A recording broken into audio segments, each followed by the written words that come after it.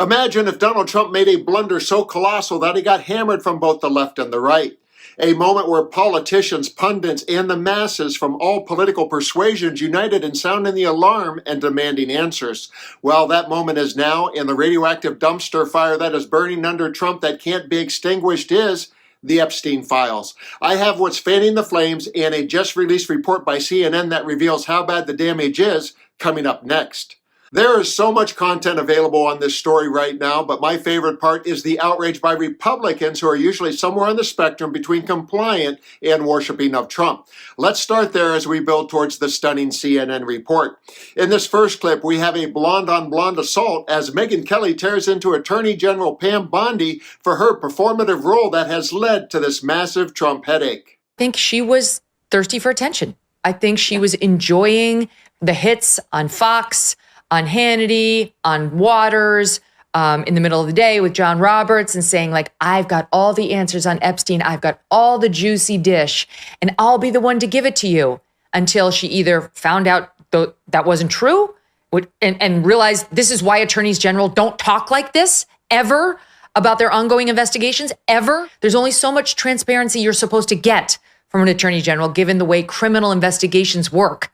And this next clip would be comical if it wasn't so serious. Watch as pro-Trump influencer Jack Posobiec explains how he was duped into taking a ride in the Epstein propaganda clown car, and now he wonders where it went. Well, I know that I was brought to the White House for a series of policy briefings, and along with a number of other conservative individuals, AG Bondi came in. She brought with her this set of binders and said, hey guys, you all want the Epstein files, right? And we're sort of looking around going, well, no one said anything about Epstein on the agenda today, but sure, where was the hype train? Well, it's, again, this was the way that it was rolled out. And we were always told that there's going to be phase 2, phase 3, phase 4. So by the time I actually looked through it, it took a couple of minutes to sit down and say, wait a minute, this stuff is already out before. Where's the rest of it? We kept being told over and over that more was coming, that it hadn't been declassified yet.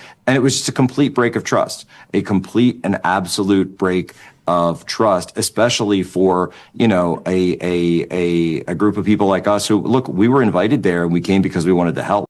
And check out this video featuring Alan Dershowitz, a former Trump lawyer. The video is actually a couple of months old, but it is just now going viral. And once you see it, you'll understand why. I tell you, I know for a fact documents are being suppressed. And they're being suppressed to protect individuals. I know the names of the individuals. I know why they're being suppressed. I know who's suppressing them. But I'm bound by confidentiality from a judge and cases, and I can't disclose what I know. But I hand to God, I know the names of people whose files are being suppressed in order to protect them. And that's wrong. We want total transparency on this. Every single document, no redaction. That's what I've said from day one. And now for the CNN bombshell that reveals how Trump and Bondi turned some smoldering coals into a 5-alarm disaster. What a massive, unforced error by the Trump administration. Donald Trump would love this story to go away, but in fact, interest is climbing higher and higher, to quote Jackie Wilson. Look at this. Google searches for Epstein up 1,200% this week versus last. And get this, it is currently the top topic search with Trump on Google alongside his presidency. So Donald Trump normally, leans in stories in which there's controversy, like tariffs, for example. This is a story in which he's trying to get away from, basically saying, why is anyone still interested in this story? But the bottom line is people are very interested in this story to historic degrees, at least this week. Give us some perspective. You see that 1,200 number about other stories in comparison, how people are viewing this one. Yeah, okay. So, I mentioned tariffs earlier on, right? Epstein has been Googled a lot since Monday. He has actually been Googled 1.4 times as much as tariffs has been Googled. And that is, of course, a huge news story. How about Grok, which is another insane news story this week? I mean, my goodness gracious. But in fact, Epstein has been Googled 2.5 times as much as the Grok story has been Googled. So the bottom line is this is a story in which there's a lot of interest. And it's one of the few stories in which both Steve Bannon and Elon Musk are going after Trump At least the Trump administration, he's managed to bring together two parts of the administration or two parts of the fan base that have normally been against each other. Yeah, you can bet on anything, and this proves it. What are you seeing as far as whether or not people think that they will actually release these Epstein files? Yeah, I know my buddy Vin from Jersey would love for the Trump administration to release more Epstein files. But get this, Trump releasing more Epstein files in 2025. This is the betting market odds. You go back 2 months ago, it was 43%. You go back even a month ago, it was 39%. But now it's just at 20%. I think that there are going to be a lot of the normally MAGA fan base who are going to be very disappointed.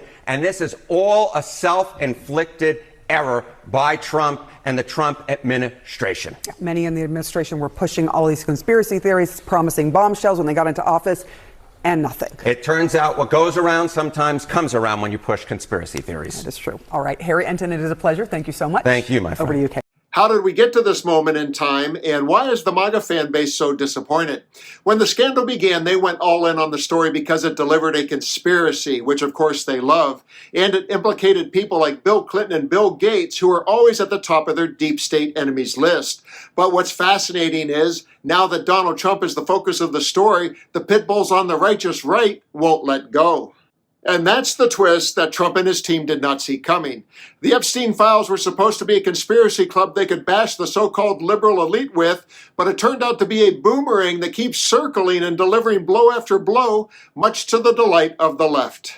Donald Trump probably thought he could ride this storm out by shouting fake news or a witch hunt, and Bondi probably thought the world would move on after she said nothing to see here. But this is more than just a scandal. It is a reckoning. And just when we didn't think there was a limit to the worship of the MAGA base, we now find ourselves in the weird position of standing with them to hold Trump and those participating in the Epstein cover-up accountable. I'm Dan. Thanks for watching. Please leave your comments below, and let's continue to occupy democracy together.